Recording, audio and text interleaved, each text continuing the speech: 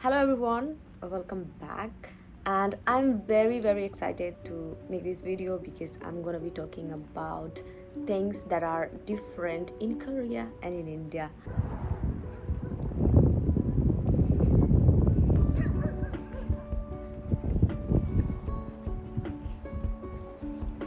And I'll be speaking from my experience of living in Korea for 4 months and more. Came alone, so I didn't have any SIM and no bank card that I could take money out of. So in Delhi, I took my money, I exchanged money, I changed it to Korean won, and I had enough money to eat and to buy SIM and to navigate my way.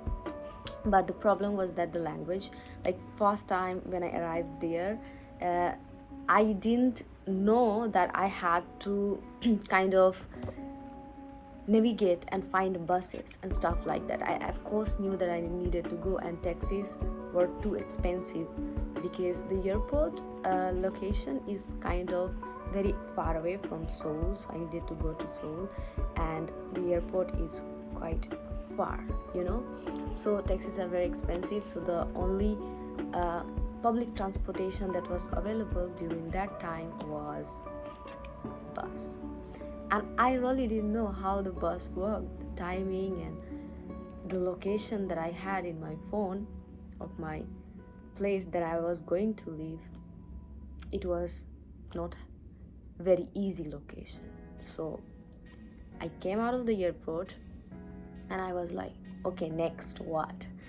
So I started thinking that I would ask people, but wait a minute, I didn't know the language, but I got two guys who spoke English, and they just told me that I had to exit from somewhere, because even exiting for me was very challenging, because the airport was really fancy, and I had 2 bags with me, so it was difficult to carry. So I had my carry bag, but I wasn't able to take that out as well because it was so heavy.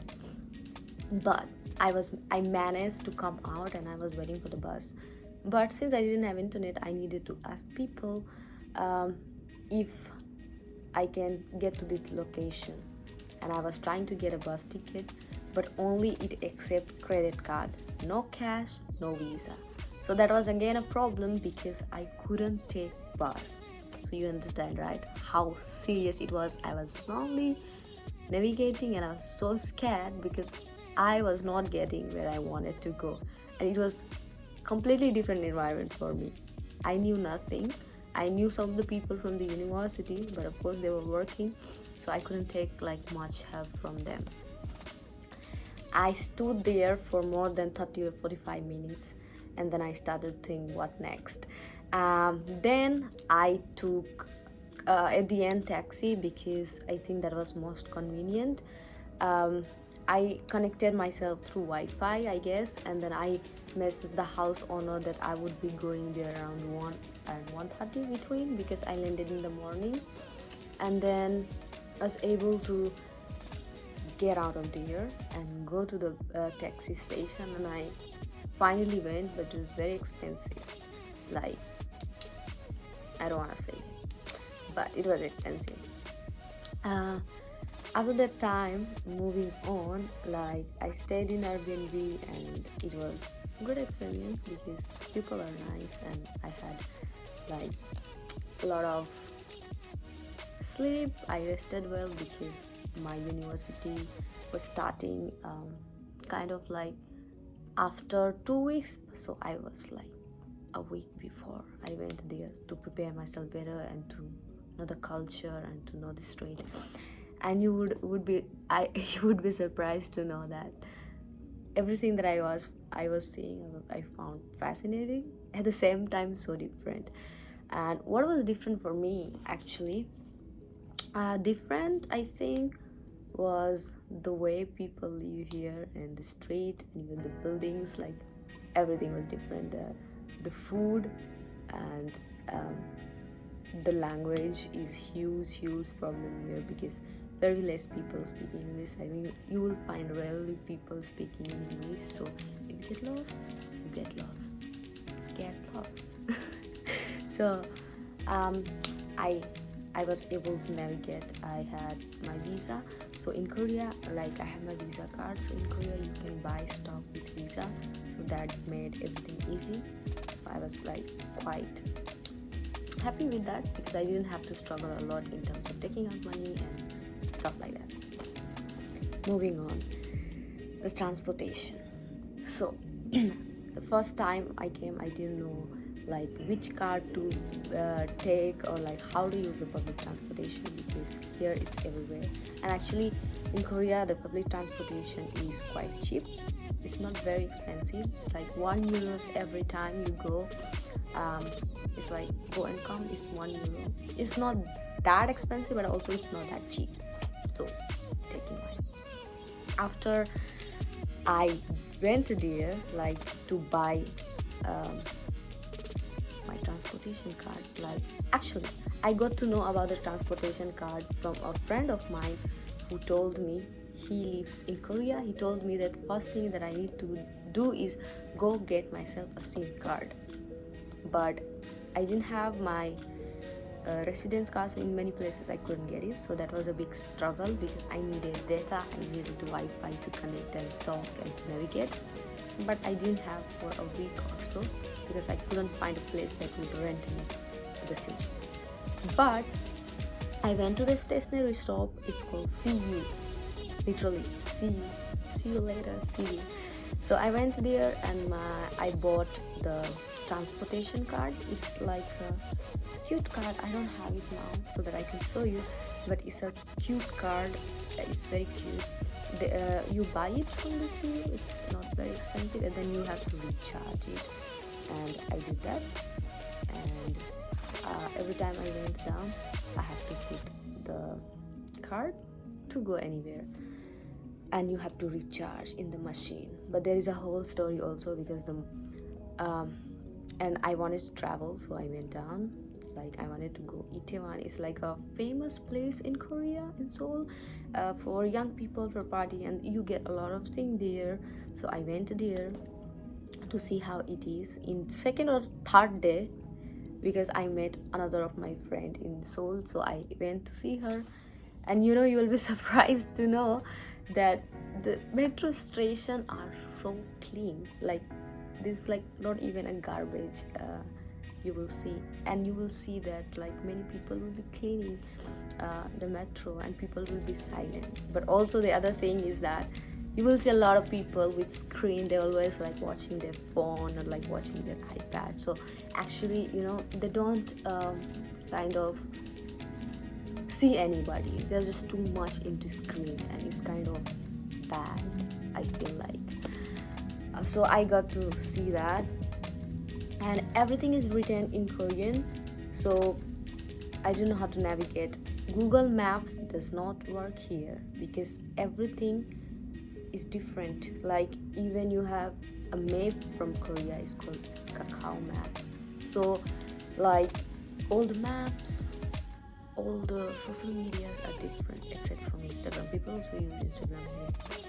But I literally needed to download all these apps, Kakao Map, Never Map, Kakao Talk, in order to emerge and live in Korea because the system works different. So I needed to know what are those apps and like literally download in my phone and then learn how to use them. For example, I didn't know how to use Kakao Map because everything there was like Korean, so I cannot read like from which point to which point I needed to go. So like I found another app. It's called Never Map. It's like English, but like in Korea it's usable.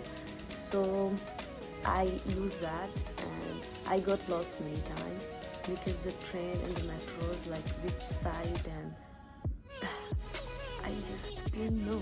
It was like too confusing because too much people also in train. It's like mostly like Delhi train, It's similar like that because it's too much people here. And I felt paranoid. I was dying literally because I didn't know where to go, and like even if I went, I got lost, and I arrived late because I was still trying to figure it out. And then comes next, the food. I think this is my best part because I enjoy a lot the food here, because I come from like the Indian background where I love like masala and like tasty food. But I think they have very different way of making it, but I kind of enjoy it. So food was something that I could never complain, or like I never had struggle. It's just the food is so variety, and a lot of seafood, a lot of pieces, a lot of meat. And I must tell you that you wouldn't find cheap food here because it's very expensive. Food is part of Korea, like part of the culture of Korea. So you wouldn't be able to kind of get cheap food. You know what I mean? Very cheap. And also it's very hard for a vegetarian to live here because the vegetarian food is also too complicated to get. It's expensive or it's very rare, and in every menu is meat. And I love meat, I love chicken, but you get at a certain point you say that I need more vegetables, and if you go to buy those vegetables, it's kind of expensive, so it gets a little bit tougher, you know.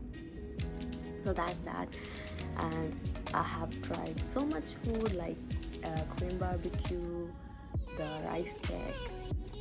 I tried into like when in the beginning I tried like simple street food, but as I started living, I went out with friends, I went out with Korean friends, so they recommended me a lot, and now literally I love all the food, and I cannot complain about the food. It's the amazing thing I've ever experienced. Moving on, like the people, I think it depends on which people you meet, of course, and it's in general anywhere you go, it depends on which people you meet. But I think according to my experience, the people I have met, they've always been so nice to me. Like before coming here, I was very scared because I was brown girl and I was like scared of racism. I was like, I didn't know how they're gonna treat me, but actually the people I met, they were very nice, and like they smiled back at me, and then they found me pretty, and some of them even told me that I was so pretty. So I was like kind of comfortable in that way, I would say. And then every time you meet them, you're always like bored, always like Sanda, thank you, and like annyeonghaseyo. You always like, it's a very, you know, loving environment. So I love the people, they're so polite, and I have friends, a lot of Korean friends. I hang out a lot with them, and they teach me a lot about the people and the culture here. So it's just like the people are very helpful, very nice, very gentle, the one I have met. So I just like how they are, and I really enjoy talking with them, and they keep telling me that my Korean is very good, like my Korean accent is really good. So that kind of helps me, and I'm trying to learn Korean right now, like not a lot, a little bit. And moving on, like streets and market. Okay, so like the markets here are very different. I mean, everything is different, right? As I'm saying from a long time. But markets are different in the sense that it's a big area, and like it's very crowded. Like in Hindi we call it machli market, where everybody starts out in anything. It happens in India. Here it doesn't happen, but kind of similar, because people put all their stuff, vegetables, their meat, and even like to eat. So the market are like huge, a lot of meat, a lot of things, a lot of creature to eat, and all at the same place. So it's kind of like an experience that you live, and it's quite cool actually. It's really cool, and the food are very inexpensive there. You just go eat, and then you will be full for all day, and it's really nice, like all the Korean food. If you want to try, it's amazing, most amazing thing you will ever experience.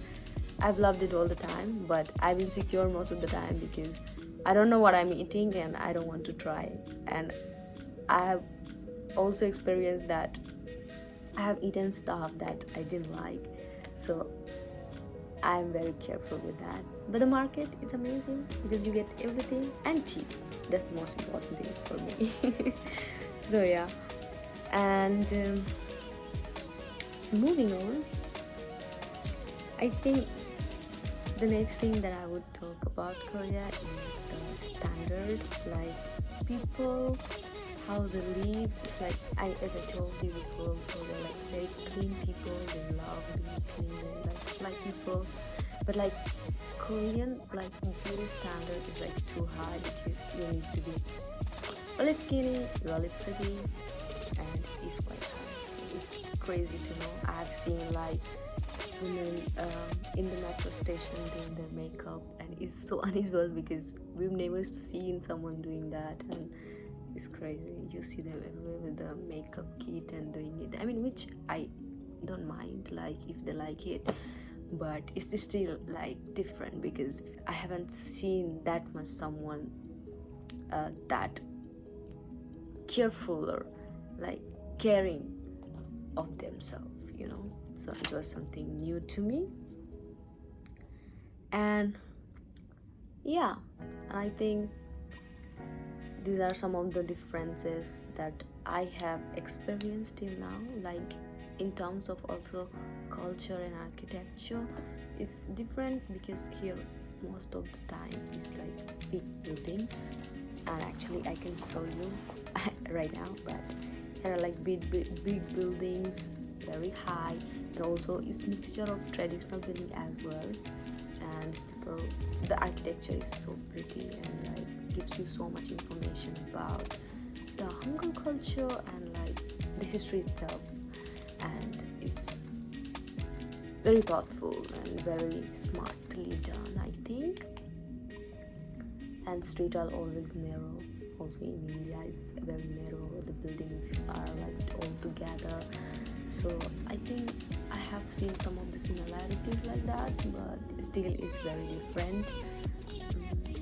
So yeah, so I can show you the building right now. Mount 7, like the buildings are very high actually.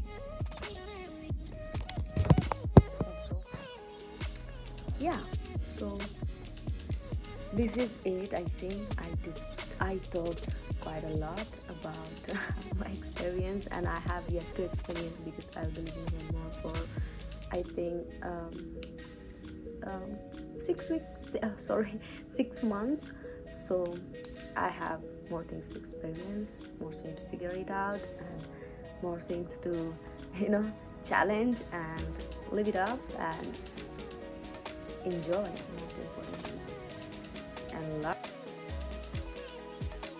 So if you ever happen to come to Korea, then you should really install app Kakao Chat. This is like WhatsApp or like any other chatting app that is highly used in Korea. So you can log in by your phone number, use this tab. And then next is Never Map, it's English version, and you can use that to find your location. And yeah, be ready with your finance also, I think, because in some ATMs you cannot take money out, and in some ATMs it charges a lot of money to take money out. So you should really figure it out how to, because some ATM has limitations, some places doesn't work, so it gets a little bit complicated. So also you should be carrying some cash with you to kind of avoid any kind of accident that you don't want to face. And yeah, for beginning, that would be good, and follow a lot of Korean channels that gives this kind of information in Instagram, YouTube, and all the places. So yeah, that's it from my side. Bye.